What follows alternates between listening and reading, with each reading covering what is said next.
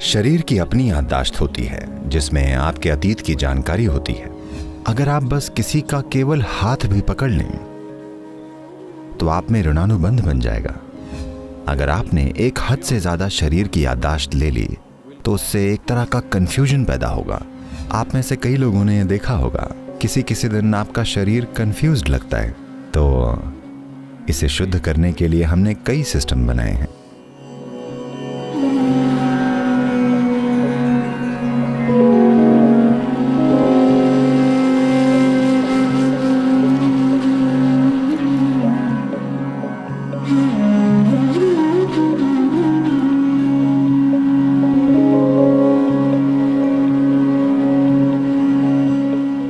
तो हम बात कर रहे थे उसकी जिसे ऋणानुबंध कहा जाता है, यानी कि एक तरह से शरीर की एक याद, शरीर की अपनी याददाश्त होती है। जैसे कई प्रयोग हैं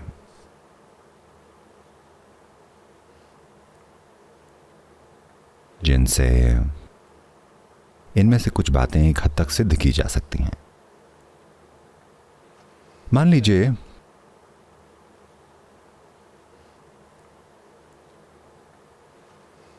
आपके पिता, देखिए मैं बस उनसे ऐसी बातें कह रहा हूं क्योंकि मुझे लगा आप बुरा नहीं मानेंगे। आपके पिताजी, मान लीजिए जब वो एक छोटे बच्चे थे उन्हें गोल चीजें पसंद थीं। वो गोल कंकड़ से खेलते थे, हर तरह की गोल चीजों से। मान लीजिए उनको लेकर उनमें एक तरह का जुड़ाव पैदा हो गया। आप बड़े होकर बेवजह बिना जाने आपको गोल चीजें पसंद आने लगेंगी। शायद जब आप बड़े हो रहे हों आपको कंकड़ ना मिले तो आप कुछ और चुनेंगे, पर जो कुछ भी आप चुनेंगे आप अपने आप वैसी चीजें चुनने लगेंगे। ये बातें बिना किसी शक के साबित हो चुकी हैं कि ऐसे दोहराव होते हैं।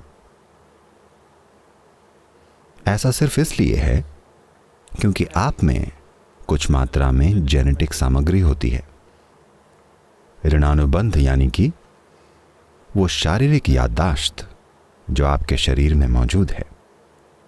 ऐसा खून के रिश्ते की वजह से हो सकता है, ऐसा यौन संबंधों की वजह से भी हो सकता है, जिससे शरीर में कुछ यादें होती हैं। ऋणानुबंध का मतलब केवल जेनेटिक या वंश की जानकारी का माता पिता से बच्चों तक पहुंचना नहीं है, उसकी बात नहीं है। शरीर की अपनी याददाश्त होती है जिसमें आपके अतीत की जानकारी होती है। न केवल इस बारे में कि आपकी त्वचा का रंग क्या है, या आपकी नाक या शरीर की बनावट कैसी है, या आपकी नस्ल, नहीं, वो नहीं। ये कुछ ऐसा है, अगर आप बस किसी का हाथ भर पकड़ लें तो आपके अंदर ऋणानुबंध बन जाएगा।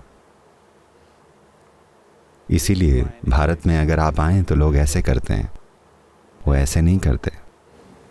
Do that. We will love you like this.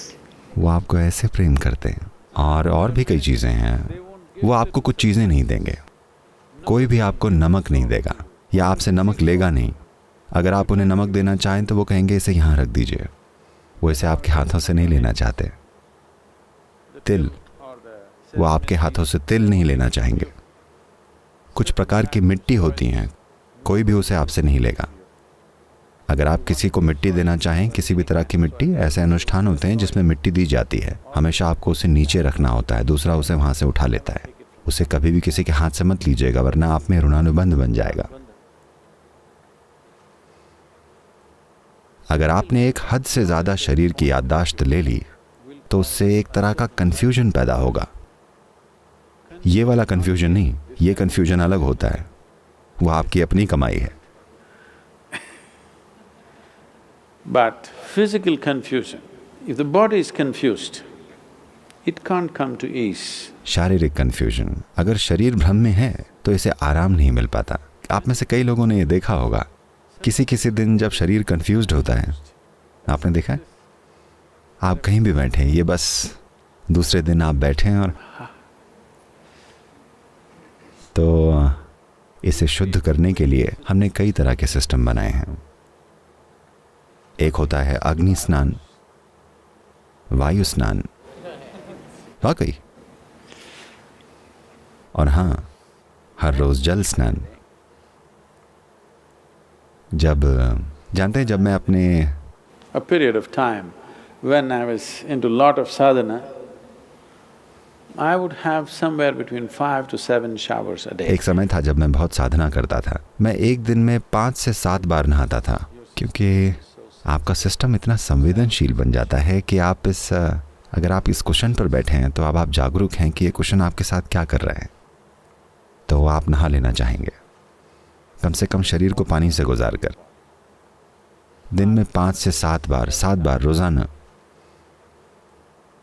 This is not ये like ऐसा नहीं है कि मैंने गिन कर रखा है कि मुझे 5 से 7 बार नहाना है, जब भी इसकी जरूरत पड़ी। ज्यादातर योगी दिन में 2 बार नहाते हैं, कम से कम।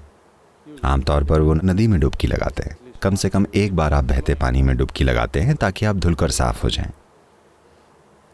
जो लोग साधना कर रहे हैं, यहां तक कि आज भी आश्रम में